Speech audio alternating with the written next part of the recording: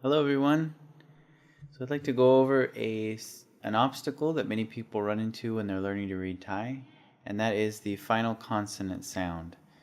It's an obstacle for a couple of reasons. Before we start looking at the chart here, one of the main reasons, or one thing that people tend to get wrong, especially coming from the English language to Thai, is how a final consonant is pronounced. So the difference, if you think of the word in English rock, rock. Now, I say rock like that, but if we were to exaggerate it, there's really an aspiration at the end of it. Rock, rock, right? We end our final consonants in English often with an aspiration, dad, or with just a puff of air, or it's really, there's a sound that comes after the final sound. Hat, cat, like that. Those are all exaggerations, but really when we say cat, it's somewhat different than how we pronounce in Thai. In Thai, the final consonants sometimes they're hard to distinguish because ultimately they don't have that aspiration or any sound after the sound.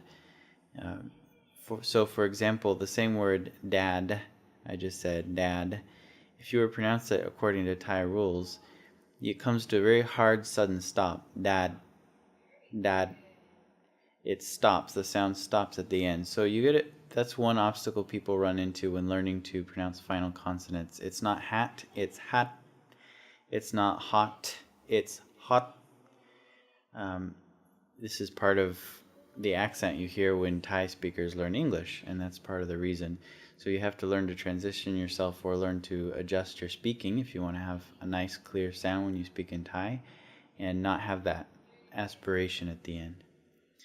Another thing, and this is what the purpose of the chart, another thing that we run into when we're learning how to read is many times final consonants make logical sense, the sound that they produce. So let's just look at the top of the list, top left-hand side, over at that K over there. So we have our K, circling it here for us to see. The first word, well, we'll just use the example here. We have examples underneath, right? Now this makes logical sense. The final G sound should be like a K, but again it's not hawk, it's hawk, hawk. It comes to a sudden stop. So that makes logical sense. And as we look through the K, the kho khwai, khorakang, gogai, kho khai, they all make an identical sound at the end. It's that hawk, because there's no way to differentiate them necessarily. Those are all logical. But when we get over the P, we see something that doesn't quite make sense. Sorry. There's one letter that kind of doesn't look like it belongs here, and this is a pattern that happens with many of the final consonants. We know this is not a P, but an F sound. Fa fan, right? Paw pan, paw sampao, paw bai mai, paw bla. All of them are similar to a P sound, not a P or a B. It's close enough, but how does an F fit in? Well, the rule is essentially that if it falls into this category, even though as an initial consonant it makes the F sound, as a final consonant it must make the P sound. So even if this fa fan, the F sound, were at the end of a syllable, the final consonant, it would make the P sound just like the other ones. And this is where many people stumble, and it's nice to have a reference sheet, which we have here.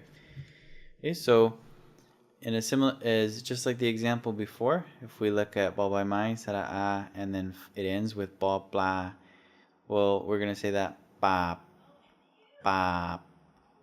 And you notice again, I'm not saying bap, bap, I'm saying bap. So we have that sudden stop at the end. Okay, so if we look at our T, under the T column, these are all the letters that, if they are the final consonant, they're the final consonant in a syllable, they make a T sound. So for example, you'll see quite a few that don't quite make perfect sense. This is cha chang, it's a ch ch ch, but not when it's at the end of a consonant. When it's at the end of a syllable or a word. When it's at the end, it makes a T sound. Same with ta tahan, ta tung. All of these that you see here in this list will end with a T sound. So we have an example that makes sense because D is similar to T. You have got. Okay, but one example, we know that Jjan makes a J sound, just kind of like Chao Chang. It's similar. So it doesn't make sense that it makes a T sound. But just to give you an example of a word, this is the word for maybe, or it can mean maybe. This word Oang, Sara'a, Jojan ends with Jojan, and it's not pronounced ach. It's pronounced at, like a D or T at the end. Okay? So everything in this category is going to be pronounced with a T sound. Now you notice there I have it divided into two categories, and there's a reason for that. In previous videos we've looked at examples of how to identify, or we learned how to identify a dead or a live syllable. And one important factor is how the syllable ends. Does it end with a hard stop or a short vowel? So does it have an abrupt harsh ending? Well, everything in this category is going to be abrupt harsh ending. So therefore if the letter ends, specifically if the syllable ends with one of these consonants, then it's been categorized now as dead. Okay, so that's why we have it separated out like that. Now if we look below here, we'll see soft final consonants. These are consonants that have a soft ending. Fortunately, at least in this one case, M is just one single letter. It's ma, which makes an M sound.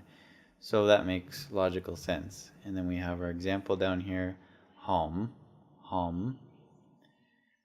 Okay, and then after that, another single letter example. Ngongo ends with the sound that it normally makes. Ng. So this word here is nguang. Right, and then finally, the last category for soft endings is N. And I deliberately chose a strange example because we've gone through normal examples with all this, but just to show how everything in this category, if it ends with anything in here, even though, for example, rorua or lolling, none of these are end sounds. If the syllable or the word ends with a final consonant in this category here, it must make an N sound. So you might think that this says ball, and it is actually a word that's used to mean like a ball in English, a circular object you kick or throw. Ball, but it's pronounced bon. So another word that's used, or part of word that's used, in other words is this one. Hahip sara'a rorua. You would think it's not pronounced har. It's pronounced han. And another example of this. Kogai sara'a rorua gan. Okay, so as we can see from these examples, if we stick to the rules, if we pay attention to which letters fall into which category, then we'll be able to, over time, memorize as we learn to read and pronounce words. We'll be able to memorize what final consonant makes which sound. You can see that for the most part they're easy logical, so these are all logical, this is logical, this is logical. It's really just in these three categories that we have a couple of weird ones. So you may perhaps take some of the strange ones out and make some flashcards, or just practice a few times throughout the week those same sounds, get them put into your memory, and then it's not an obstacle anymore. It's really not that difficult. I hope some of these things help you in your reading practice and help you to be able to read fluently in Thai. All right, thank you.